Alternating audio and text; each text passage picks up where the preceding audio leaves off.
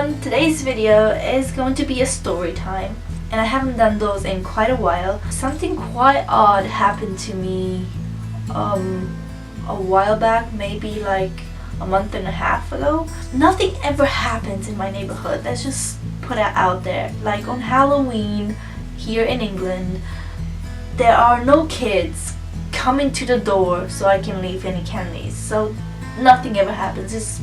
The street is full of quiet people, old people. I'm always complaining of how boring it is. Like the only thing that is exciting in this neighborhood are the foxes at night, because they run up and down the hill and they make weird noises.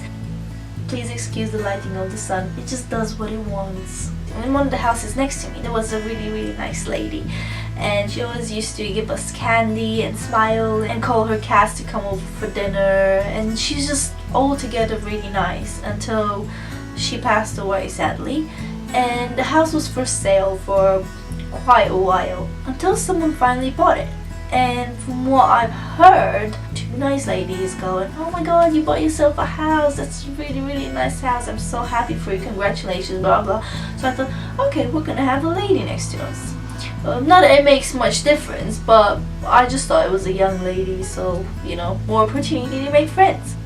Boy, I was wrong, because one day someone knocks at the door and I opened the door and there was this middle-aged man, maybe he was in his 50s, and he came to introduce himself and say that he moved into the house next door. Everything fine up to this point. Like, I've never experienced that. Like, I always see it in American movies, you know, people coming and bringing cookies and introducing themselves as being the new neighbors, but I've never done that, and I've never met anyone that had done that. We've got a driveway that is quite narrow, so I have a small car and a big car, and I can't put them side by side because there's no space, so I always have the big car at the back and the small car in the front because I'm using it more often. This particular night, my parents and my husband and I were going to see a movie. I can't remember what movie it was. Not that it makes a difference.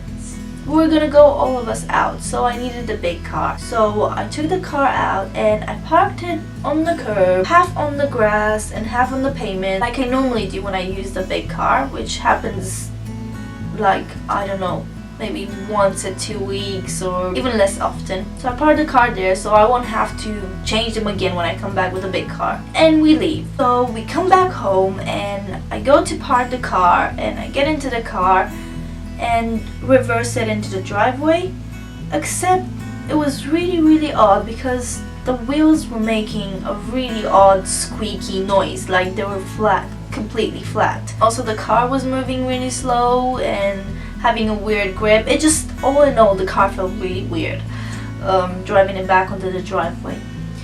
And I go back in the house and I tell my husband, "I think the wheels are flat, can you go and check?" So he comes back into the house and said, "Yeah, the wheels do look flat."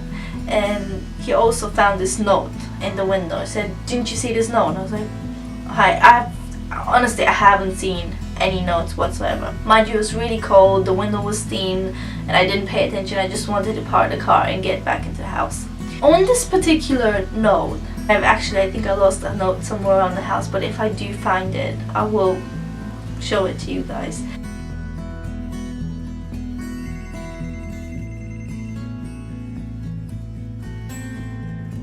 In this note, it said something in the lines of, "Next time you park on the grass, you will find that you have all your wheels flattened. I'm the one that takes care of the grass and I don't want it looking like, I don't know, something like I don't want it destroyed, basically." And on the back of this note, there was another note with a list of every single hour this person wakes up at night and why. And this person is always awake at night. Something like awake at 1 a.m, awake at 2 a.m, couldn't sleep at 4 a.m, felt weird at 5 a.m, or something like that. And he tried to erase that list, but he can still see through in the light. Who does that? Like, don't you have a blank, clean piece of paper if you want to be bitchy and flatten someone's tires? Why would you try and cover that up? Doesn't make any fucking sense. I mean, you're a weirdo just for the fact that you flattened someone's tires, but to leave a creepy note in the window with their race sleeping schedule in the back. That is even more weird.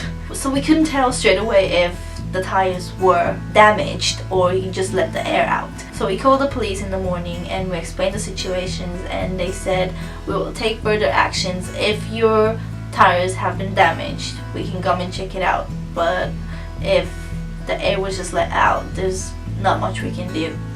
So I checked the tires, I pumped the tires, and they weren't damaged, luckily for him. So I just left it like that. But it's really weird because we're trying to think in our head, who does that? Who does that? I mean, we did that before and no one complained and no one damaged our tires, and I didn't get any note in the window ever up until this point. So who does that? You know what I mean? And then actually Ryan remembered that he saw the guy outside at 9 p.m. before we left, outside the house. For weeks and weeks he worked day and night. Like at one point it was like 3 a.m. and he had like a big van in front of his house where the doors open. Serial killer alert? And he was working at like 3 or 4 a.m. I mean, obviously if he can't sleep, then yeah. He kept working for weeks and weeks and weeks, and I mean, there is no improvement to that house whatsoever. Who does that? Who just moves into a neighborhood and then flattens people's tires? Like, you cannot touch other people's property. If you have a problem, come and tell me, because obviously you know that's my car. You see it on my driveway every fucking day. So just come and talk it out. It's such a weirdo anyway. And as an irony of the situation, the vans that came to work to his house were driving up and down the same piece of grass for a whole entire week. There was no grass left. Talking about mentalness, I do have another story about another neighbor that never done anything to me, but he's quite odd as well. But I'm gonna leave that for another story time. If you do want to keep in touch with me, you can follow me on social media. Like, comment, and subscribe.